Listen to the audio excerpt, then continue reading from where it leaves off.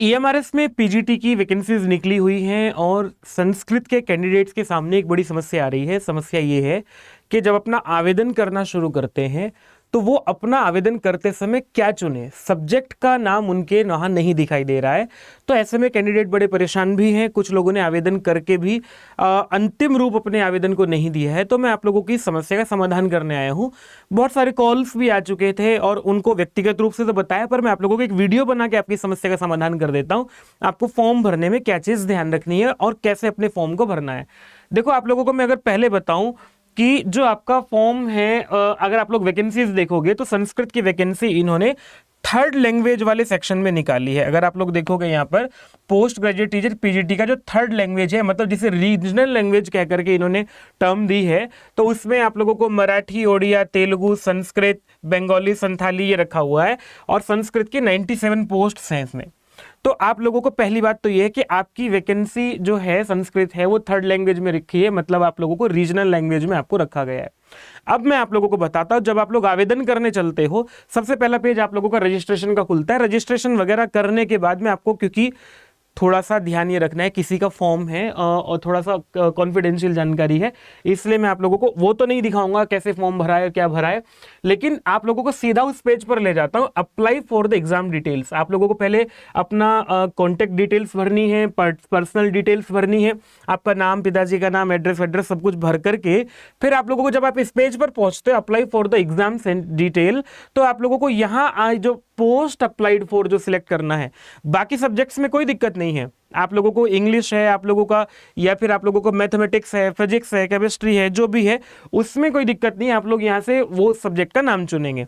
लेकिन जैसे ही आप लोग जो है संस्कृत का आते हैं या फिर जो अन्य रीजनल लैंग्वेज हैं, जो मराठी था, संथाली था, उनके लिए आप लोगों को यहाँ से चुनना होगा post graduate teacher regional language.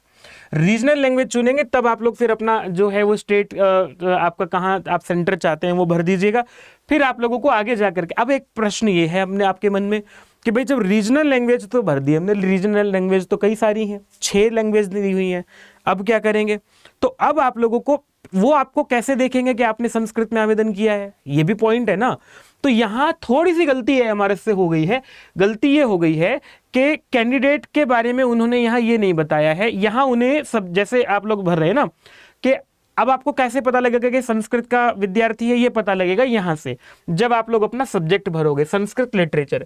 यहाँ आप लोगों को सब्जेक्ट में एक ऑप्शन देना चाहिए था रीजनल लैंग्वेज में भी कौन सी लैंग्वेज, या तो पिछले पेज पर दे देते रीजनल लैंग्वेज में जो 6 लैंग्वेज है उनमें से कौन सी, या फिर दूसरा वो दे देते आप लोग के यहाँ पर जो है सब्जेक्ट में आपको ऑप्शन देते केवल 6 ही, क्योंकि उसी में सब्जेक्ट में आपका, जिसमें आप लोग आवेदन कर रहे हो उसी सब्जेक्ट में आपका पोस्ट ग्रेजुएशन होना चाहिए।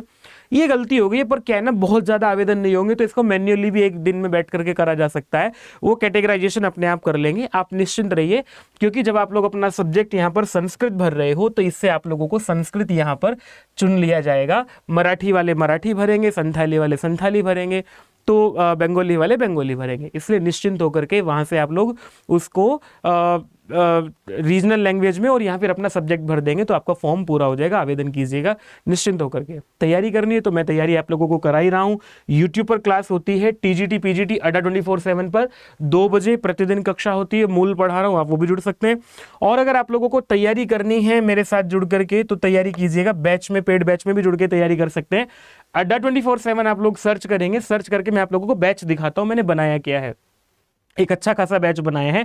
एग्जाम डेट अभी आप लोगों के एकदम पता नहीं है, तो हमने ये ध्यान में रखते हुए कि आप लोगों को टाइम से सिलेबस भी पूरा हो जाए और वो डिटेल में सिलेबस पढ़ाया जाए, पूरा सिलेबस मैंने विस्तार से बनाया है। आप लोगों को यहाँ क्या करना है, ईएमआरएस आप लोग जो सिलेक्ट कर लेंगे, ऑल कोर्सेज में टीचिंग में जाकर के ईएमआरएस सिलेक्ट करते हैं तो आप लोगों को सबसे नीचे एक बैच दिखाई देगा, लक्ष्य ईएमआरएस संस्कृत का बैच दिखाई देगा, जिसमें आप लोगों को पेपर 1 पेपर 2 दोनों ही पेपर की तैयारी होगी।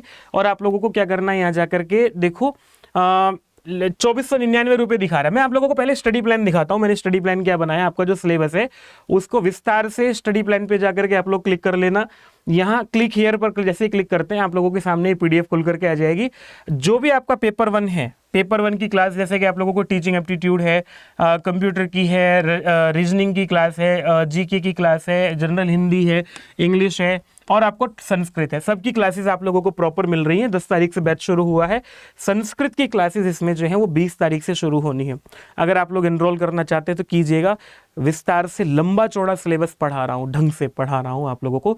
तो मेरे साथ जुड़ के तैयारी करना चाहते हैं तो आप लोग यहाँ से स्टडी प्लान चेक कर लीजिएगा। प्रॉपर क्लासेस मैंने इसमें रखी हैं आपकी।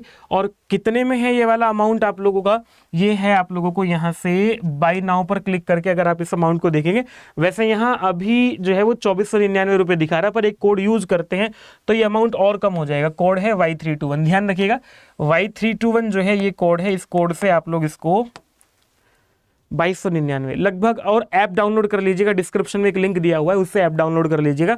ऐप डाउनलोड कर लेंगे तो उसमें कुछ कॉइन्स भी यूज करके ये लगभग 2100 रुपये हो जाएगा।